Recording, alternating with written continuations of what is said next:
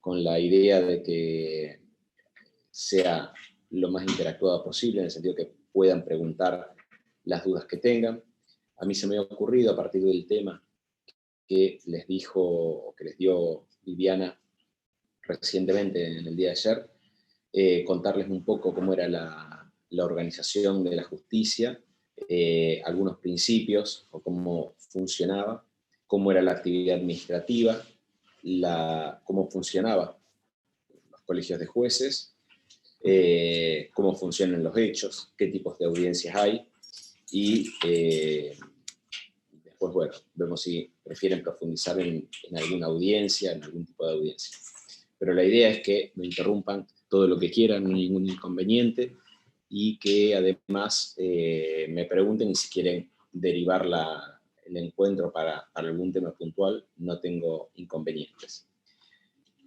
Bien, ustedes sabrán que desde hace ya 8 años más o menos tenemos un sistema organizacional distinto en lo que es la justicia o el proceso penal en Santa Fe, y esto impactó además en la forma en que se organizaron los juzgados. Habitualmente nosotros teníamos divididos los juzgados por competencia, teníamos juzgados de instrucción, juzgados correccionales y juzgados de sentencia. Esos juzgados estaban a cargo de un juez, quien básicamente cumplía un doble rol. El de investigador, llevaba adelante la investigación, y aparte juzgaba. A partir de la reforma de nuestro código, esto se modifica radicalmente y quedan bien separados a partir de la ley 13.018, que si no la han visto les sugiero que la vean, porque ahí están las pautas de organización básica de lo que es la justicia en Santa Fe. Queda bien diferenciado a partir de esta ley la cuestión o la competencia jurisdiccional de la competencia de lo que sería la acción, es decir, propia del acusador público o privado en el caso que corresponda. A su vez, cambia la distribución de competencias. Ya desaparece esta competencia de correccional, instrucción y sentencia, y se conforma un colegio de jueces, básicamente, ahora vamos a profundizar, pero se conforma un colegio de jueces los cuales todos tienen la misma competencia, más allá de que van a estar divididos por una cuestión funcional, porque la ley lo dice, pero como una cuestión organizativa en diferentes competencias, pero no tienen que ver con por ejemplo, con el monto de pena del delito en expectativa o del delito en abstracto, como eran antes los juzgados correccionales de instrucción, sino que tienen que ver con lo que es la etapa previa al juicio y el debate propiamente dicho. En ese sentido, en el primer artículo de esa ley establece que la función de los jueces se limita a resolver cuestiones que las partes les presenten. Eso es la esencia de este sistema nuevo, o entre comillas, obviamente dije 8 años, pero esta es la esencia del sistema. El juez está para resolver conflictos que le presenten las partes, no se inmiscuye de ninguna manera en lo que es la investigación, ni tiene facultades para guiar una investigación, ni para indicarle al fiscal por dónde tienen que ir o no, o si está bien o mal lo que está haciendo. Las partes presentan el caso y el juez va a decidir si hace o no lugar a lo que esté pidiendo cada uno de los pretendientes. Establece varios principios en el artículo 5. En ese sentido habla de que el juez debe observar y garantizar el cumplimiento de ciertos principios como son oralidad, publicidad, contradicción, concentración, inmediación, simplicidad y celeridad. Estos son principios que van a estar en todo el curso del proceso y que se van a plasmar claramente en lo que son las audiencias que se dan permanentemente. En cuanto a la oralidad y la publicidad, el juez debe estar presente en forma ininterrumpida en todas las audiencias, en el desarrollo de las audiencias, y debe garantizar la presencia de los sujetos procesales, como así también la publicidad de los mismos, salvo excepciones. Hay excepciones en las cuales el juez puede disponer que no se hagan públicas, pero en principio las mismas las audiencias son todas públicas. De hecho, no solo se permite el ingreso a salas de audiencia, por supuesto, ¿no? de quien quiera participar, sino que también, incluso en algunas ocasiones, se transmite vía internet, se transmiten públicamente para que puedan acceder cualquier persona. Obviamente que a partir de lo que ocurrió el año pasado y que continúa este año, se ha limitado mucho el acceso de personas a las salas de audiencias, pero eso no tiene que ver con la limitación a la publicidad, sino por una cuestión de seguridad sanitaria. De todas maneras, en juicios relevantes, o si puede haber pretensiones de personas que quieren participar de alguna audiencia, lo que se establece es que puedan seguirlo, en caso de que la audiencia sea presencial, pueden seguirlo en directo a través de otra sala, eso para no juntar tanta gente en una.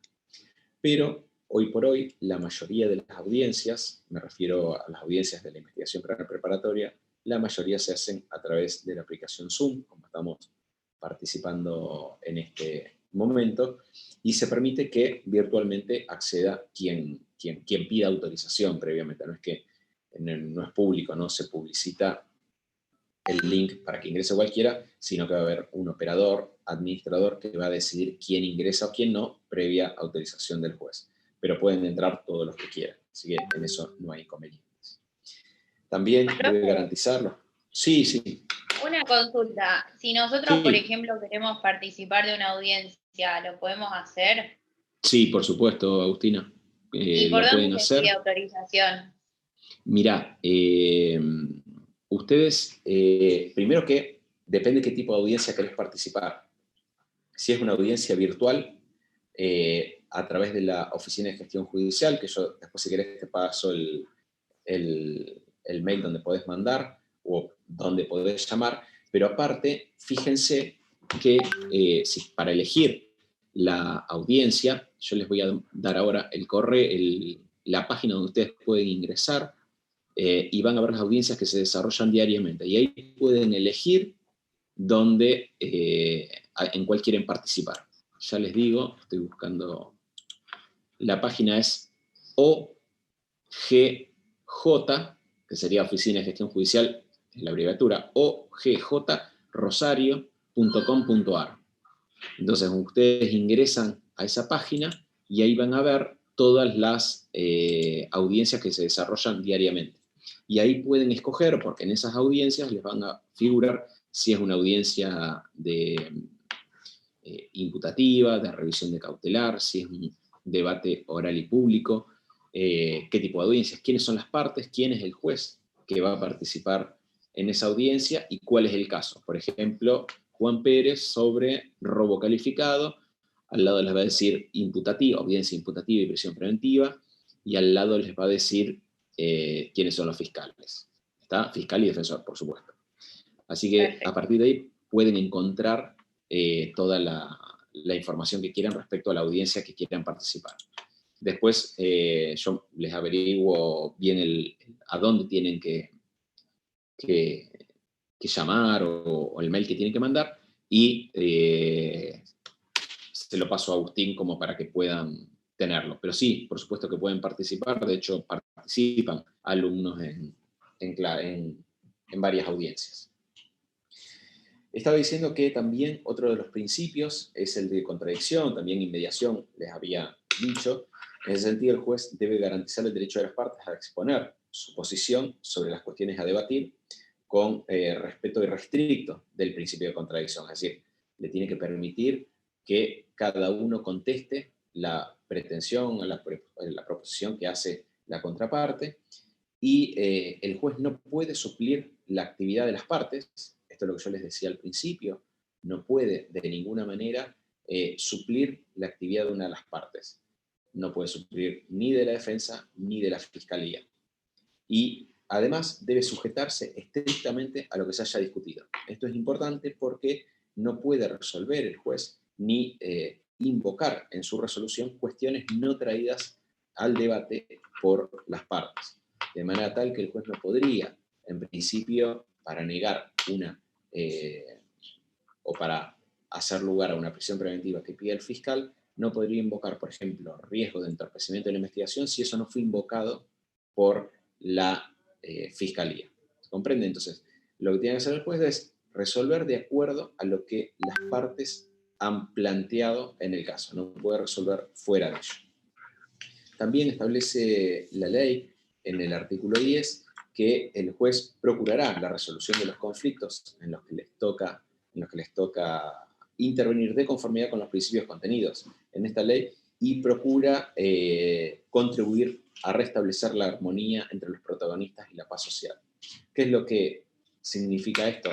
Que más allá de resolver lo que las partes les plantean, es fundamental que el juez tome una actitud proactiva en la solución del conflicto, no, claramente no supliendo la actividad de las partes, pero sí tratando de acercar a las partes en la posibilidad de acercarlos, de solucionar los conflictos. Generalmente esto se da más en algún tipo de audiencia, no tanto al comienzo, en las audiencias de IPP, que ahora vamos a hablar cuáles son, sino que se da generalmente cuando no ha habido un acuerdo previo en las audiencias preliminares de juicio, donde se decide si el caso va o no a llegar a juicio.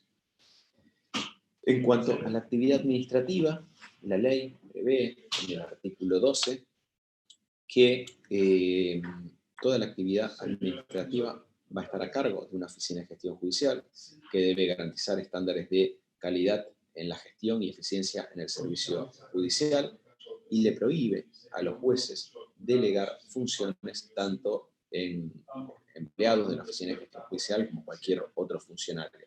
Es el juez el que va a hacer todo. Cuando el juez va a hacer todo, me refiero, el juez es el encargado de resolver y no puede delegar, como ocurría antes en los juzgados, en que tal vez alguna declaración indagatoria, informativa, el tipo de declaración o una testimonial la tomaba un empleado o el secretario y el juez luego iba y firmaba. Hoy eso no puede ser, no existe. La audiencia no se puede desarrollar si no está presente el juez, el fiscal y el defensor como mínimo, puede estar el querellante, pero lo que no puede hacer el juez es delegar funciones. Algunas pequeñas cuestiones más vinculadas a la ley 3.618 y después sí pasamos a más bien cómo se desarrollan las audiencias. La actual ley establece que cada una de las circunscripciones judiciales va a tener un colegio de Cámara de Apelación en lo penal y un colegio de jueces de primera instancia. Técnicamente es un colegio de jueces de primera instancia y un colegio de jueces de segunda instancia en cada circunscripción. Una en Vera, una en Rafaela, una en Santa Fe, una en Rosario y otra en Venado Tuerto. Además, donde en los distritos judiciales donde existan 4 o más jueces penales de primera instancia, se van a constituir también colegios de primera instancia y en los que no exista dicha cantidad se podrán unir algunos distritos y formar colegios, lo que se llaman interdistritales, agrupan varios distritos. En cuanto a los colegios de jueces, dijimos que vamos a ir brevemente a lo que es Rosario, tenemos un colegio de jueces de segunda instancia y un colegio de jueces de primera instancia. Los de segunda instancia sería lo que era tradicionalmente la Cámara de Apelaciones en lo penal, que agrupa a todos los jueces, y después tenemos un colegio de jueces de primera instancia con una integración que compone o está compuesto por todos los jueces penales de primera instancia, en el caso de Rosario, del distrito Rosario, y que se dividen en competencias que la ley establece de esta manera. En IPP, que sería la investigación penal preparatoria, en juicio oral y ejecución de pena. Entonces, tenemos nosotros acá en Rosario, tenemos 10 jueces hoy, 10 jueces que forman la investigación penal preparatoria, 16 jueces más o menos que conforman la sección juicio oral y 3 jueces que se dedican a la ejecución de la pena. Esos jueces rotan anualmente, van rotando anualmente. Los que estaban en el IPP pueden pasar a juicio oral o a ejecución y viceversa. Esa es la forma que se distribuye. sea, no hay una competencia establecida permanente, no es que va a haber jueces de IPP, jueces de ejecución y jueces de juicio permanente, sino que van a ir rotando anualmente de acuerdo a lo que establece la ley. A su vez, la ley establece que tiene que haber un juez coordinador, que es el juez que se encarga de coordinar toda la actividad dentro de lo que es el colegio de jueces, pero también en su relación con la Oficina de Gestión Judicial. ¿Se acuerdan que les dije hace un rato que tenemos una Oficina de Gestión Judicial que se encarga de todo lo administrativo? Ahora después les cuento bien cómo está formada y en qué consiste su actividad. Y aparte, tenemos la posibilidad de reunirse el colegio de primera instancia y el colegio de segunda instancia en lo que se llama colegio en pleno. El colegio en pleno está formado por jueces de primera instancia y jueces de segunda instancia. Y tienen además autoridades que tienen una función básicamente de representación, una función que tiene que ver con la interacción entre estos colegios y el resto de los actores del sistema penal e incluso por fuera del sistema judicial, la representación con poder legislativo, poder ejecutivo, y eso son dos autoridades, yo le decía, va a tener un presidente del colegio en pleno y un vicepresidente del colegio también en pleno. ¿Cuál es la función de la Oficina de Gestión Judicial? Cada colegio tiene una oficina de gestión judicial, todos son muy jóvenes, pero antes en un juzgado lo que pasaba, y como pasa en los juzgados civiles, el que dirige el juzgado, la cabeza del juzgado, y que se hace cargo de la parte jurídica, pero también de la parte administrativa, es el juez. Bueno, la ley 13.018 lo que estableció es que vamos a tener, por un lado, los jueces, y por el otro lado, la Oficina de Gestión Judicial. Los jueces se encargan de lo jurídico, la Oficina de Gestión Judicial se encarga de la cuestión vinculada a todo lo administrativo. Es el órgano, la Oficina de Gestión Judicial, encargado de desarrollar la actividad administrativa, sirve de soporte y de ayuda a la actividad jurisdiccional, organiza la agenda de los jueces. ¿Vieron eso que yo les dije recién en la página ogj.com.ar? Eso lo establece la Oficina de Gestión Judicial y organiza la agenda que cada juez tenemos al día siguiente. Yo me entero, a veces uno se entera con un poco más de anticipación, pero en general yo todas las noches me fijo cuáles son las audiencias que me fijaron para el día siguiente. Organiza también las salas de audiencia, sean presenciales o virtuales, así como hoy Agustín se encarga de organizar esta reunión en la que estamos. Nosotros tenemos un operador asignado cada día para las audiencias que se encarga de toda la organización, de modo tal que cuando yo ingreso ya estén todas las partes disponibles, que se encarga también de elaborar un acta muy breve, ahora les voy a mostrar, de registrar y fijar las audiencias y de confeccionar lo que se llama carpeta judicial. Miren, esto es la carpeta judicial, el funcionario de la oficina, esta es una carpeta judicial. Como ustedes verán, esta carpeta es eso, es una carpeta, fíjense qué finita que es, y esto que es una carpeta que ya está próxima a ir a juicio. Desapareció el expediente, seguramente Viviana les habrá contado, ya no existe más el expediente, y en esta carpeta judicial lo que se van a ir agregando son solamente las actas de lo que ocurre en una audiencia. Y el acta que ocurre en una audiencia no es un acta completa de lo que ocurrió en la audiencia, sino un resumen muy escueto de qué sucedió.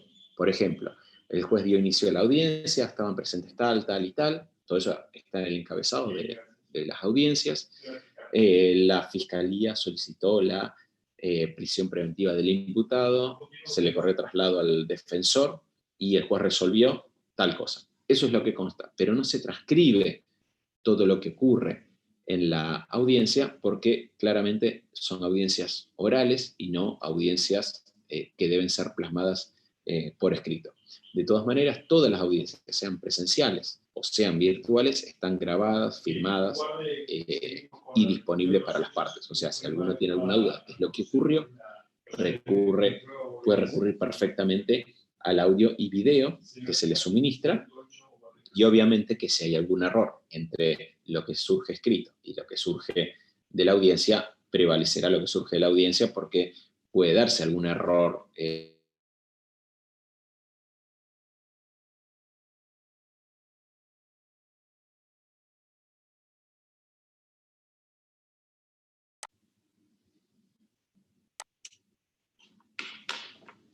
Avísame, Agustín, cuando estén la mayoría o cuando estén todos admitidos.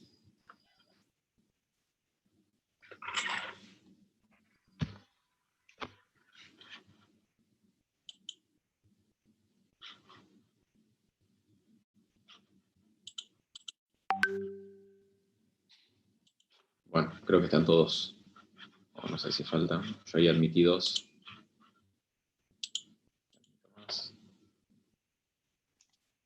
Éramos unos 35 por ahí, profe. Llevamos 26.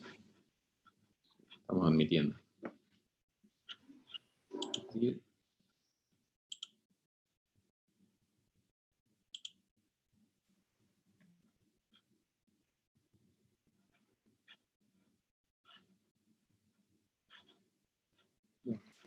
Llevamos 30, no veo que nadie más. Éramos 39, Gonza, vos, no sé si quieres ver un ratito, si no, seguí, yo me ocupo de ir admitiendo a los chicos. Dale. Anda admitiendo y yo voy siguiendo. Gracias, Agus.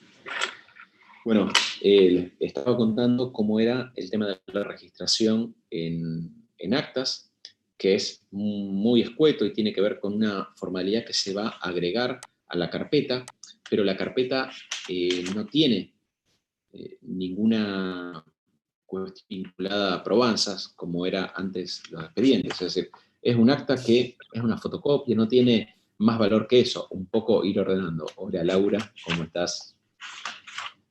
Buenas, perdón, no quería interrumpir. No, por favor. Pero ya que interrumpí, Sí. aprovecho para decirle a todos que por favor prendan las cámaras. Si no, se hace bastante complicado por ahí para la clase. Así que por favor, si las pueden prender, ahora sí no interrumpo más. No hay problema. Bueno, les contaba cómo estaba formada la carpeta judicial. Se llama CUIJ, Carpeta Única de Identificación Judicial. Tiene un número y eso sería lo que antes era el número de expediente y la forma de individualizar.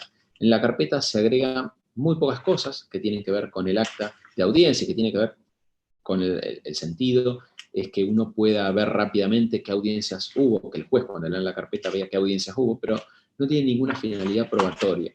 Y después sí se puede agregar alguna cuestión mínima, como alguna citación diligenciada que no se pudo diligenciar, o el pedido de la fiscalía o de la defensa de la audiencia, y la acusación. Eso sí se agrega a la carpeta judicial para que la tenga el juez, pero no tiene que ver con una cuestión probatoria. Nadie va a ir con la carpeta judicial a una audiencia y decir, quiero acreditar, acá dice tal cosa. Eso no existe. Esto es una carpeta que tiene que ver con una cuestión administrativa sin relevancia en lo que, o en relación con lo que antes era un expediente judicial.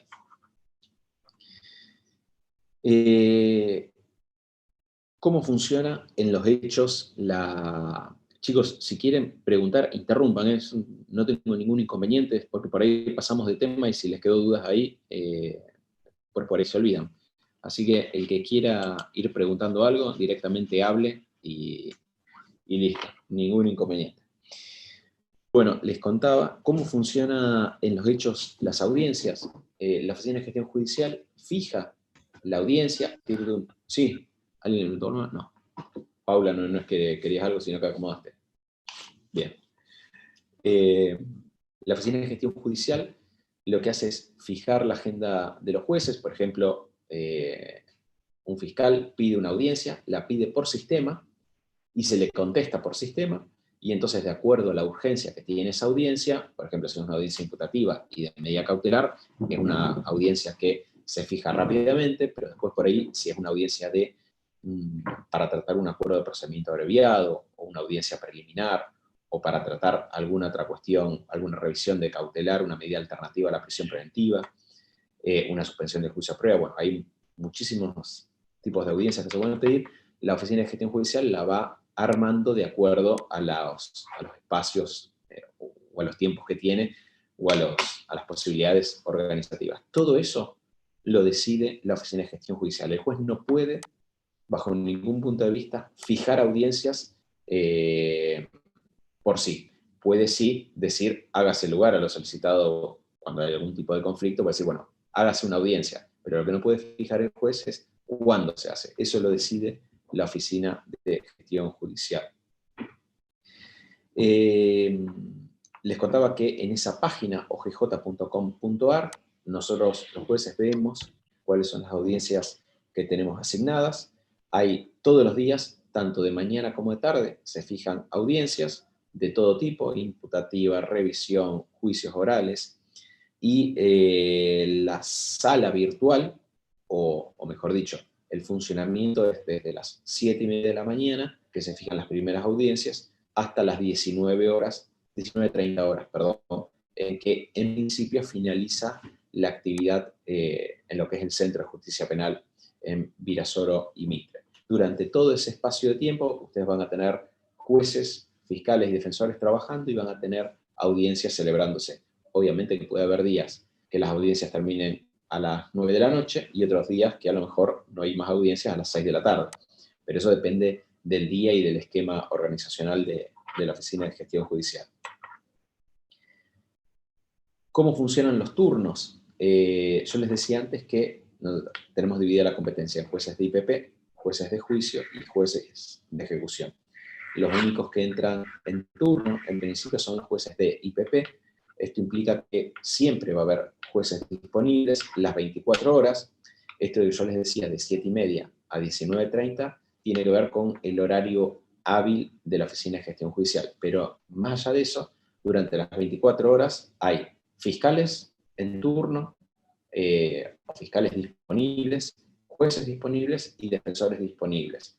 No es que se van a hacer audiencias a las 4 de la mañana, pero sí puede haber medidas que se necesiten realizar, por ejemplo, a las 4 de la mañana. Un fiscal necesita un allanamiento, necesita una intervención telefónica urgente, necesita, por ejemplo, que se habilite una ablación de órganos luego de un hecho delictivo. Por ejemplo, muere una persona por un homicidio o un accidente de tránsito, y para ablacionar los órganos se va a necesitar que un juez lo habilite.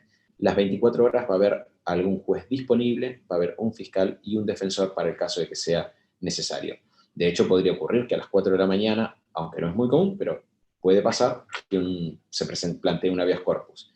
Eso se va a presentar por sistema, y el funcionario de la Oficina de Gestión Judicial se va a comunicar con las partes, con un juez que va a disponer qué es lo que corresponde hacer, y van a intervenir el fiscal y el defensor. Pero las 24 horas, todos los días de la semana, hay jueces, fiscales y defensores disponibles. Del mismo modo, van a ver, si ustedes ingresan a la página esa que yo les dije, van a tener sábados y domingos, los 7 días de la semana hay audiencias. Puede ocurrir que un sábado o un domingo, en general el domingo, que a lo mejor no haya audiencias porque no ha habido detenidos, o a lo mejor ha habido detenidos, pero la causa es compleja, entonces se pasa la audiencia para el lunes. Pero en general, todos los sábados y domingos, ustedes pueden advertir que hay audiencias fijadas con los jueces, fiscales y defensores de turno. En cuanto a las audiencias, al tipo de audiencias que celebramos, les decíamos que dentro de lo que puede ser la investigación penal preparatoria, tenemos audiencias imputativas, de revisiones de cautelares, preliminares de juicio, y en lo que suspensión de cuya prueba, juicios o procedimientos abreviados. Y después tenemos también lo que son los juicios orales propiamente dichos, o las audiencias de debate propiamente dichos, que es la forma tradicional de finalizar el juicio. Es decir, nosotros tenemos como salidas al juicio, tenemos la salida tradicional, que es el juicio oral y público, Y luego tenemos las salidas alternativas, como pueden ser una suspensión de ejercicio a prueba, una aplicación de un criterio de oportunidad, un procedimiento abreviado. Bueno, todos son tipos diferentes de audiencias y la Oficina de Gestión Judicial se las va a ir asignando a los jueces de acuerdo a la organización que tienen prevista. ¿Cómo se da o qué ocurre en una audiencia, por ejemplo, imputativa? ¿Cómo se desarrolla? Esto se los cuento porque si bien, no me acuerdo cuál fue la compañera que preguntó si podía participar, antes era mucho más fácil porque como antes de la pandemia, era muy común ver que los alumnos vinieran al Centro de Justicia Penal a participar de las audiencias. Hoy es un poquito más complicado, aunque vuelvo a invitarlos a que participen, no solo presencialmente cuando se pueda, sino virtualmente, pidiendo autorización, pueden ingresar y ver qué es lo que ocurre. En general son audiencias de no más de 1 hora, fíjense en la agenda que les va a decir, por ejemplo, audiencia fijada de 8 a 9 de la mañana, y si son audiencias más largas van a decir plazo o tiempo previsto, por ejemplo, de 8 a 11 de la mañana o de 4 a 6 de la tarde. Pero en general son audiencias que no son muy prolongadas. Las audiencias imputativas son audiencias que no suelen durar más de 1 hora cuando tenemos un solo imputado o un solo defensor. Ahora sí, hay 10 imputados, obviamente que la audiencia se va a prolongar mucho más. Pero por eso ustedes pueden elegir y participar de las que les parece que a lo mejor en media hora, 40 minutos, ven el desarrollo completo de una audiencia. ¿Y cómo es este desarrollo completo? El juez es convocado, junto con el fiscal y el defensor, a partir de un pedido, por ejemplo, de una fiscal que solicita que se le reciba audiencia imputativa y de medida cautelar a un imputado que detuvo, por ejemplo, 2 días antes. El fiscal le envía vía electrónica, en este momento, si no lo hace generalmente en soporte de papel, le da la imputación al operador, quien le va a pasar al juez la imputación. Pero esto ocurre instantes, hoy por una cuestión de la virtualidad, ocurre instantes antes de que comience la audiencia. De lo contrario, lo que ocurre es que, por ejemplo, a las 10 de la mañana estamos todos convocados a la sala 10. A las 10 de la mañana ingresamos a esa sala, todos, y en ese momento el fiscal se acerca al juez y le da lo que es la imputación que le va a efectuar al imputado, y recién ahí el juez toma conocimiento de qué se trata la audiencia.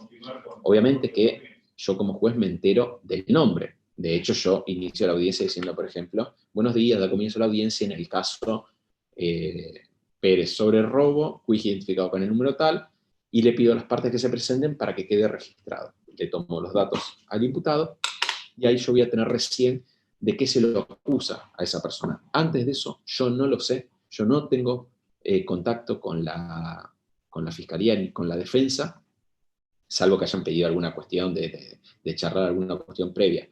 Pero en general, yo no tengo conocimiento, al igual que lo que ocurre en cualquier audiencia o lo que ocurre en un juicio oral y público, el juez ingresa, por decirlo de alguna manera, a ciegas. Se entera qué es lo que va a ocurrir en la audiencia.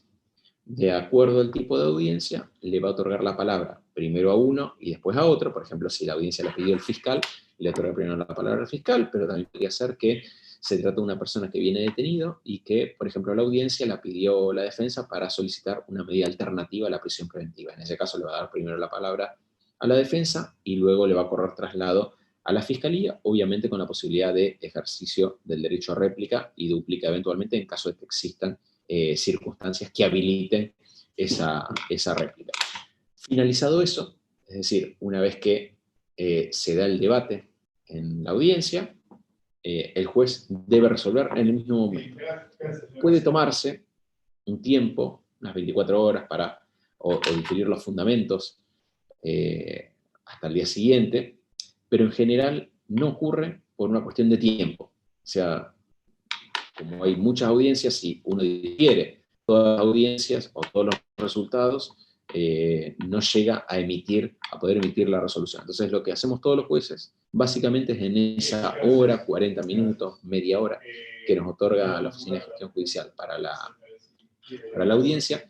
Lo que hacemos es, en ese tiempo, analizar el caso e inmediatamente que las partes debatieron, el juez dice, por ejemplo, bueno, en función de tal y tal circunstancia, dispongo tener por admitida la imputación formulada a Juan Pérez en función del hecho, las evidencias y la calificación legal esbozada por la Fiscalía, y dispongo la prisión preventiva, que puede ser por el plazo de ley, por un plazo más reducido. Yo no tengo la obligación de fijar la prisión preventiva por ningún plazo determinado, pero depende el caso, muchas veces uno fija una prisión preventiva más limitada en el tiempo. Esto tiene que ver con un análisis que hace el juez de la situación en concreto, ya que no es lo mismo. Por ejemplo, dictar la prisión preventiva a una persona que viene por un homicidio, que tiene una pena expectativa altísima, que el fiscal necesita mucho tiempo en general para investigar, salvo que sea algo muy, muy patente, pero en general lleva un mayor grado de investigación. Entonces, en esos casos es más probable que el juez disponga la prisión preventiva por el plazo de ley. Siempre que, aclaro, lo haya pedido el fiscal, porque el fiscal podría limitarse y decir, pido la prisión preventiva por 10 días. Y en ese caso el juez no puede disponer la prisión preventiva por un plazo mayor al que ha pedido el señor fiscal. Y también puede ocurrir que el fiscal pida la prisión preventiva de un imputado por el plazo de ley y el juez le diga, mire, yo le voy a dar la prisión preventiva, pero la voy a imponer por 30 días. Porque la verdad que es un caso en flagrancia, usted en 30 días, usted ya me ha dicho que ha colectado la mayoría de las evidencias y usted en 30 días puede saber si va a pretender o si va a acusar y si va a llevar el caso a juicio o no. Desde ese punto de vista, el juez puede limitar, no puede ir más allá de lo que pide el fiscal, pero sí menos. Y el fiscal, si cree que en los 30 días no ha logrado reunir las evidencias suficientes como para llevar el caso a juicio, lo que puede hacer es pedir una prórroga. De hecho, ocurren muchos pedidos de prórroga de prisión preventiva. Pero esto tiene que ver con cuestiones que se dan estrictamente en la audiencia. Ni todas las medidas cautelares se establecen por el plazo de ley, ni todas se le pone un plazo determinado. Depende del caso. Y también depende del juez. O sea, esto es un poco depende de cada juez. Hay jueces que ponen prisiones preventivas por el plazo de ley y otros que son más proclives a poner por un espacio de tiempo determinado. No sé si tienen dudas, si quieren preguntar algo, si ya los aburrí. ¿Alguna quiere hacer alguna pregunta? Laura, no sé si seguimos por este camino, de acuerdo a lo que me habías pedido. Por ejemplo, si hablo de la audiencia preliminar, o si preferís que viremos para otro lado. Laura me había pedido, me ordenó, mejor dicho, no me pidió, como siempre me ordena, y me ordenó que diera más práctica que otra cosa. Pero bueno, no sé, por eso te pregunto, Laura, ¿seguimos por este rumbo? ¿Querés que cambiemos? Sí. ¿Vamos para otro lado? Sí. No, es justamente lo que trabajamos los miércoles, así que está a 10 puntos. Bueno. Yo tengo una pregunta, profe. Dale. Pero es de hace un ratito atrás. No hay problema, dale, Rodrigo. Cuando decía que en un distrito no llega a haber 4 jueces, ¿qué era lo que pasaba? No llegué a escuchar bien. Yo lo que era cuando estábamos hablando de los colegios de jueces. ¿Se acuerdan que yo les dije que tenemos en colegios de jueces de primera instancia y de segunda instancia? Cuando a veces tenés distritos que son muy pequeños y entonces no tenés, si no tenés 4 jueces no podés formar un colegio de jueces ahí. Entonces lo que se hace es juntar varios distritos que tengan, por ejemplo, uno que tenga 2 jueces, otro 3, otro 4, perdón, menos de 4, 2, 3, 1, y forman lo que se llama un colegio interdistrital. Esto se forma a partir de disposición de la Corte Suprema. Eso es a eso me refería. Gracias. ¿Está? Dale, no hay problema. ¿Alguna otra pregunta que quieran sobre lo que dije? Una pregunta. Dale. Francisco, dale. Luego de la prisión preventiva, ¿la única opción de que una persona sea detenida ya es con una condena firme? No. Porque A ver. yo, por ejemplo, fiscal, Sí. pido 30 días de prisión preventiva. Después, ¿cómo Sí. hago para mantener detenida a una persona? ¿Cuál es el paso que sigue? Ahí me Buenísima la pierdo. pregunta. Buenísima la pregunta, porque a veces uno da por supuesto cosas que está bueno que lo pidan. Por ejemplo, el fiscal pidió 30 días de prisión preventiva. El día, nosotros lo que hacemos, ustedes van a ver, si ven una audiencia, van a ver que nosotros decimos, bueno, dispongo de la prisión preventiva de Juan Pérez hasta el día 24 de septiembre de 2021 a las 12 horas. ¿Cuál es el sentido de fijar un día y una fecha determinada? Que no haya confusión respecto a cuándo vence la prisión preventiva. O sea, la prisión preventiva va a vencer el 24 de septiembre a las 12. ¿Y por qué? Porque si uno dice a veces 30 días, empieza la discusión de ¿vence el 24 o vence el 25? Supongamos que lo hicimos el 24 la dispusimos el 24 de agosto. 30 días, ¿cuándo vence? Entonces, primer punto, siempre hay que fijar la prisión preventiva bien claramente en cuanto al día y la hora. ¿Por qué la hora también? Porque si bien yo les dije que el horario de oficina de gestión judicial, horario de oficina quiere decir que van a encontrar, si ustedes vienen a la oficina de gestión judicial, van a encontrar una persona trabajando y que los va a recibir, los puede recibir hasta personalmente. O se van a fijar audiencias dentro de ese horario, es de 7:30 a 19:30. Lo cierto es que si yo digo en horarios de oficina, el fiscal, llegamos al 24 de septiembre de 2021. Y yo no puse aquí a la audiencia, ¿hasta cuándo puede pedir la audiencia el fiscal? Hasta las 19:30, hasta las 24, porque sería cuándo vence, qué plazo tomamos. Entonces, lo que acordamos dentro del Colegio de Jueces fue fijar un horario que permita poner un límite al pedido de audiencias y también que esa audiencia se pueda hacer el mismo día. Si bien nosotros, o mejor dicho, la Oficina de Gestión Judicial recomienda a los fiscales que no pidan audiencias para el mismo día, porque podría ser que el cupo esté cubierto y no se puedan tomar, lo cierto es que ha pasado que por ahí al fiscal se le pasó y se acuerda 12 menos 10 que ese día le vence la prisión preventiva de un homicidio.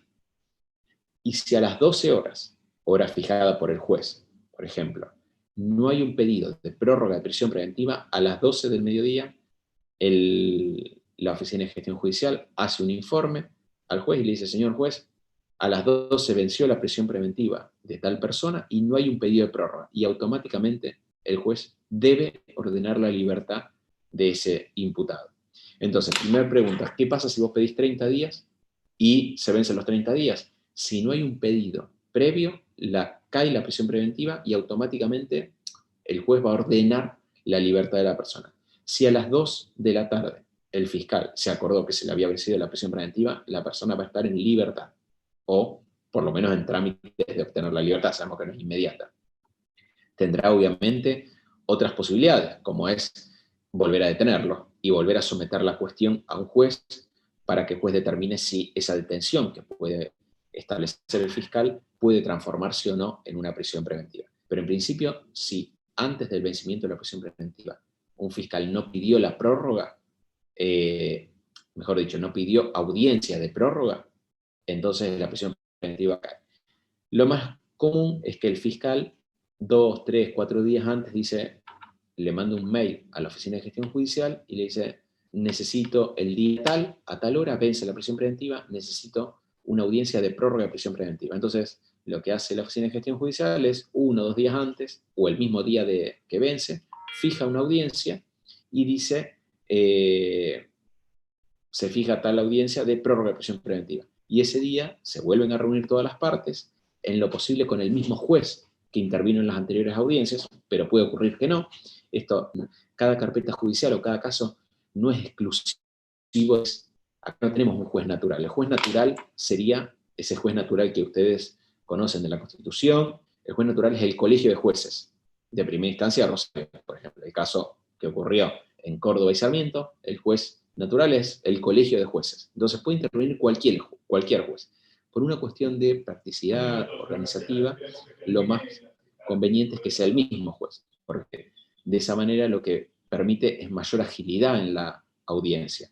¿Por qué? Porque cuando yo, por ejemplo, tomo una audiencia, yo tengo mis apuntes de la audiencia, entonces me los guardo. Los jueces en general hacemos eso. Entonces cuando viene, por ejemplo, viene Laura y dice, quiero la prórroga de la prisión preventiva de Juan Pérez, entonces no tiene que contarme todo de nuevo. ¿Por qué? Porque yo conozco el caso, lo conoce el fiscal, lo conoce el defensor, y entonces lo que va a ceñirse la audiencia es a decir por qué considera que esa medida cautelar sigue siendo proporcional y razonable con la pena en expectativa y que quiere que se prorrogue.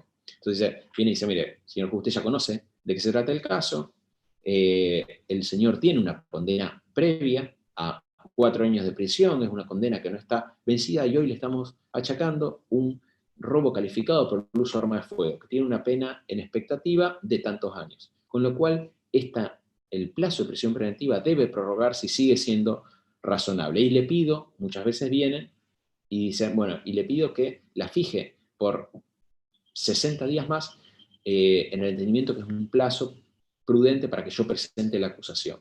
¿Se entiende? Entonces, en ese momento el juez dice, bueno, prorróguese la prisión preventiva hasta el día tal a tal hora. Pueden encontrar algún juez que no fije la hora, pero en general nos hemos puesto de acuerdo todos para evitar estos problemas. ¿Por qué? Porque si vos pedís, el fiscal pide la audiencia a las 7 de la tarde, y ese día vencía la prisión preventiva, es probable que la Oficina de Gestión Judicial no la pueda fijar para ese día, porque la tendría que fijar a lo mejor para las 9 de la noche, y más allá del trastorno que genera para todo el sistema, porque hay que preparar operadores, traslado de detenidos, en los casos que corresponda a la presencialidad del detenido, convocar a fiscal, defensor, funcionarios de la Oficina de Gestión Judicial, y entonces lo más probable es que a esa hora ya no se pueda fijar, y entonces se suscita el problema de si queda detenido hasta el día siguiente, no queda. Por eso nosotros hemos fijado a las 12, porque aún en el peor de los casos, en que el fiscal se haya olvidado y no lo haya pedido con suficiente antelación, esa audiencia se va a llevar a cabo seguramente durante el curso de la tarde con algún juez, que a lo mejor no va a ser el mismo que intervino, pero algún juez va a estar disponible. De lo contrario, se prefiere que sea el juez de la carpeta. No sé si fui claro en la respuesta, Francisco. Perfecto, profe, gracias. ¿Alguna otra pregunta? En Sí, una audiencia de Flavio. prórroga de prisión preventiva, ¿es necesario que esté la persona detenida? Está bien, muy bien. En principio sí, se ha dado la situación, sobre todo, a ver, vamos a dividir prepandemia y pandemia. Pre-pandemia no hacíamos ninguna audiencia de este tipo sin la presencia del imputado. En época de pandemia lo que nos ocurrió es que hubo que hacer toda una adaptación de lo que eran los sistemas tecnológicos, por decirlo de alguna manera, no solo nuestros. La verdad que en el caso de los jueces, de los fiscales y los defensores, tenemos todos acceso a celulares, a tablets, a computadoras, entonces, aún trabajando de nuestras casas, porque ocurrió que en las épocas de mayor control, o mejor dicho, no de mayor control, sino que había mayor o mayor posibilidad o mayor imposibilidad de concurrir al centro de justicia penal por las disposiciones que ya todos conocemos, muchas veces hacíamos de nuestros domicilios y todos teníamos acceso, pero pasaba que muchas veces los lugares de detención no tenían acceso a internet todo el tiempo, o no tenían computadoras o no tenían salas previstas. Entonces ocurrió en algunos casos, aunque no es lo recomendable, no era lo recomendable, que se hacían algunas audiencias sin la presencia del imputado, obviamente con la conformidad del defensor. En general, la defensa pública no convalidaba estas situaciones, salvo que no hubiese más remedio, porque la cuestión es esta: si la audiencia tenía que ser a las 12 o a las 11 de la mañana, porque vencía a las 12 y no había internet, o no tenían cámara o sala disponible en el lugar de detención, ¿qué hacemos? ¿Dejábamos en libertad a la persona? No. Pero por otro lado tenemos la obligación de que ese tipo de audiencias se hagan con la presencia del imputado. Entonces, excepcionalmente se han hecho audiencias sin la presencia del imputado. Esto hoy ha sido absolutamente superado, ya ha pasado más de un año del inicio de la pandemia, y todas las unidades, el order, todos han adecuado sus estructuras para que podamos hacerlo todo de manera virtual o presencial en los casos que se pueden. Sí, también, y vinculado a esto, debo decir que también a partir de la pandemia se ha establecido una suerte de práctica que no es la mejor, pero que en principio uno no advierte que haya vulneración del derecho de defensa. Y es que en algunas ocasiones, cuando por ejemplo el fiscal está próximo a acusar o tiene algún acuerdo con la defensa, presentan un escrito diciéndole al juez: mire, señor juez, hoy vence a las 12, vence la prisión preventiva de Juan Pérez, solicitamos de común acuerdo la prórroga de la prisión preventiva por 10 días, evitando la realización de la audiencia. Uno lo primero que pensaría, che, nos cambiamos el sistema nuevamente, retrocedimos 8 años, no. Esto tiene que ver con, generalmente se da cuando estas prórrogas están cerca de, a lo mejor, una salida alternativa, como un procedimiento abreviado. Por ejemplo, el fiscal y el defensor están terminando de firmar el acuerdo, o se está por hacer un acuerdo, entonces dicen, no vamos a hacer una audiencia innecesaria para decir, sentarse todos a decir que están de acuerdo en lo que en que se prorrogue la prisión preventiva. ¿Se entiende? De todas maneras, no es la mejor opción. Yo creo que siempre es preferible que el imputado esté y lo escuche. En general los jueces exigimos que ese acuerdo sea acompañado de la conformidad escrita del imputado. Es decir, no solo tiene que estar la firma del defensor, del fiscal, sino también la firma del imputado. Personalmente, si no está, yo no admito ese acuerdo de prórroga y pido que se celebre la audiencia de manera tal que el imputado sepa de qué se trata la cuestión. Porque de esa manera nos aseguramos nosotros de que él comprende cabalmente qué es lo que está ocurriendo. Recordemos que en principio tienen que estar todos presentes en la sala, sea presencial o virtual. Con lo cual, si efectivamente el defensor ha puesto en conocimiento del imputado este acuerdo que hizo con el fiscal, no hay motivo para que el imputado no haga, vuelvo a decir, hoy con los medios electrónicos es facilísimo, que el imputado haga una manifestación que diga: estoy de acuerdo con la prórroga de prisión preventiva hasta el día tal acordada entre el fiscal y el defensor, y eso en instantes es trasladado, firman un papel en la unidad, le sacan una foto, se la mandan al abogado, y entonces con eso nos quedamos tranquilos nosotros de que efectivamente el imputado ha sido escuchado y se le han respetado sus derechos. Aún, y si se hace a la audiencia, supongamos que hacemos una audiencia de prórroga y están todos de acuerdo, aún así yo como juez le pregunto al imputado si comprende los alcances de ese acuerdo. ¿Usted entiende que vamos a prorrogar la prisión preventiva suya por el término de tantos días, porque nos dice el defensor y el fiscal que están por celebrar un acuerdo de procedimiento abreviado, por ejemplo? Siempre recuerden lo que dijimos al principio, lo que dije al principio respecto a que el juez está para resolver conflictos. Si no hay conflicto, no tiene nada que resolver. A partir de eso es que podemos admitir este tipo de acuerdos. Ahora, lo que uno tiene que garantizar como juez es que el imputado comprenda qué se está debatiendo, comprenda cuáles son los alcances de lo que está consintiendo. Porque algo que para nosotros es tan básico como entender que el fiscal y el defensor están acordando que el señor va a quedar detenido 15 días más, un mes más o 4 meses más, tal vez la persona que está cautelada personalmente no comprenda bien los alcances y clara y naturalmente es quien está padeciendo esa medida cautelar. ¿Otra pregunta? No sé si... Profe, también puede ser que Sí. pase que yo tuve la posibilidad de ir a una audiencia de una revocatoria de una prisión domiciliaria. Ujú. Y recuerdo que en ese momento, bueno, obviamente llegó las de ganar el fiscal, y recuerdo que él dijo que desde ese momento en el que estábamos, digamos, de audiencia todos, le dijo al imputado y a su defensor y adelante del juez como que le dijo que desde ese momento se olvide de que iba a haber un acuerdo abreviado, que procedía a pedírselo al juez, que después lo iba debidamente a notificar, supongo que le tiene que pedir al juez y el juez correr el traslado, y bueno, y ahí me acuerdo que se armó un quilombo ahí medio personal entre el imputado, la defensa, y yo recuerdo como que, bueno, por ahí pienso que en la práctica no es todo tan formal, sino que a veces en una audiencia en donde el fiscal consiguió lo que quería, que era que se caiga esa domiciliaria, como que también dijo, también voy a hacer caer el abreviado que teníamos pactado para tal fecha, voy a notificar a la defensa, y lo dijo así delante del juez, y de mí y una compañera que estábamos ahí en la audiencia, las únicas que estábamos. Digo, a veces en la práctica difiere en qué momento vos planteás algo, pero supongo que en los papeles después hay una forma que se cumple.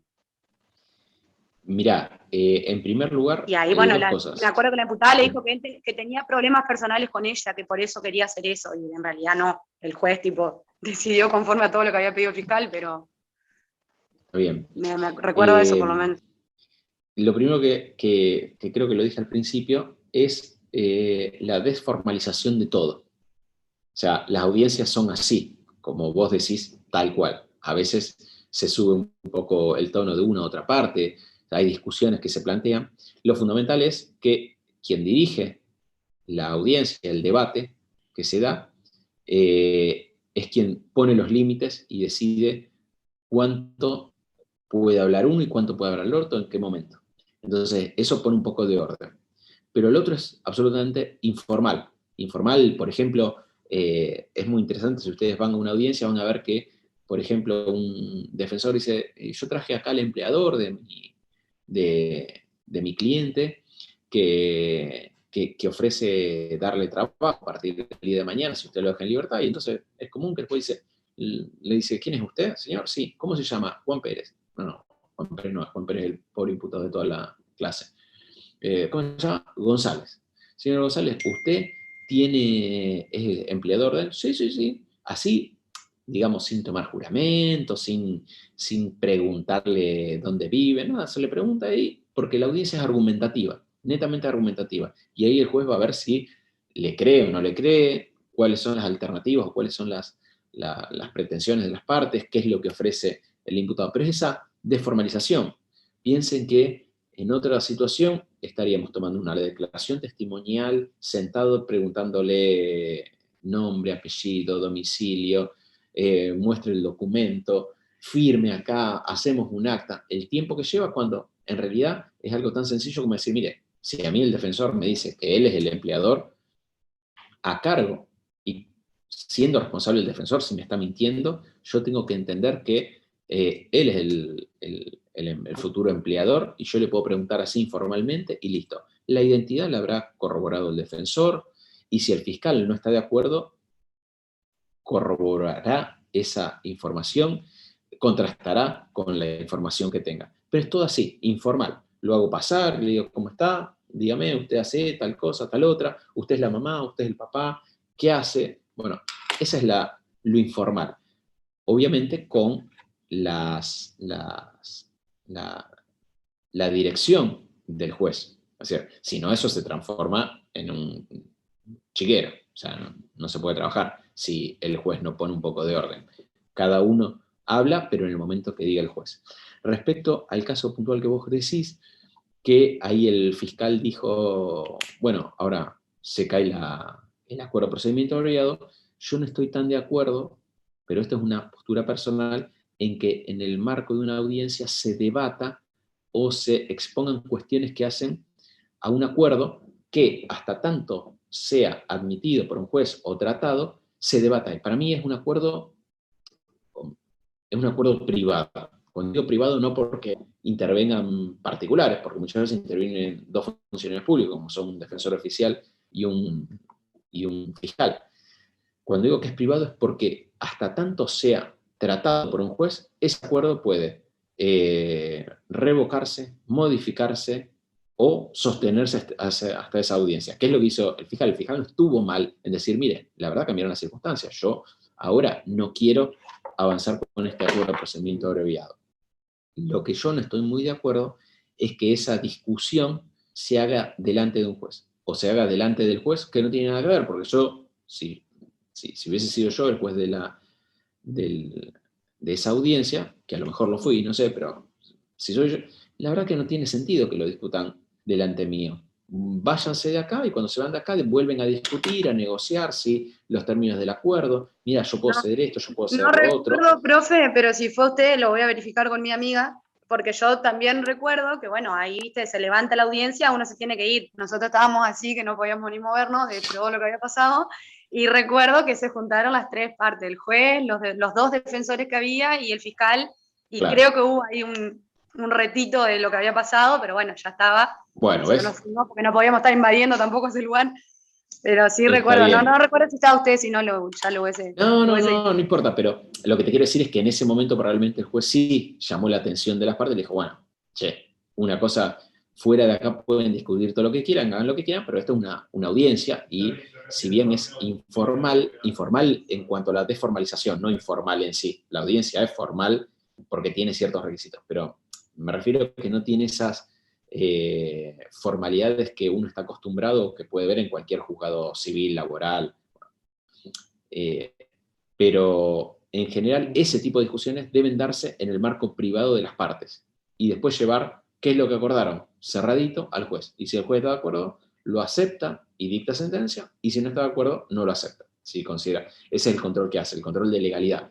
El acuerdo es legal, cumple los requisitos, es legal, es procedente, dicta sentencia. De lo contrario, el acuerdo se cae. Pero no es aconsejable que se discuta los términos de un acuerdo por fuera de la parte privada, porque eso es reservado. Imagínense que al juez discuten delante del juez el acuerdo de procedimiento abreviado. Y cuando discuten un acuerdo de procedimiento abreviado, el imputado está reconociendo su culpabilidad. Y si lo discutan delante del juez y después no llegan al acuerdo, porque, por ejemplo, no se pusieron de acuerdo con la pena, uno quería 4, otro quería 2, y después yo como juez me tienen que venir a contar, el defensor me tiene que venir a contar que en la audiencia siguiente que el imputado es inocente. Me va a pedir la libertad porque es inocente, cuando delante mío el imputado reconoció la autoría. Entonces, lo lógico es que, de hecho, ocurre, y esto lo pueden hablar con fiscales cuando dé alguna clase un fiscal, que ellos negocian y a veces no llegan a un acuerdo. Y bueno, no llegan a un acuerdo y sigue el caso. Y ellos están convencidos ya y están seguros de que la persona cometió el hecho, porque si no, rara vez un imputado va a firmar un acuerdo si no está confeso. Pero bueno, eso queda todo dentro del marco de las negociaciones entre fiscal y defensor. Al juez le llevan la pretensión de esa audiencia y después si van a presentar un acuerdo es un problema posterior. Laura, no sé si hay más preguntas y no sé hasta qué hora, porque me habías dicho en un momento 16:40 y veo que son 16:40. Decime vos, si no podemos hacer cualquier otro día, otra reunión o como vos quieras. Si alguien, en realidad, viste que como yo te había comentado, es bastante como que se van disparando cosas porque Sí. como es más bien práctica, pasa esto que no, digamos, no hay un tema, no hay un índice estructurado, sino que va surgiendo en función de lo que va comentando la persona que da la clase y los alumnos. No sé si tienen alguna otra duda como para aprovecharlo, porque lo que pasa en esta primera parte de la materia es que vienen fiscales, jueces, defensores, y por ahí, como están recién iniciados en la materia, no les surgen tantas dudas como al final, que empiezan a preguntar por ahí más cosas de cuando ven la materia en funcionamiento. No sé si alguno quiere hacer alguna pregunta más.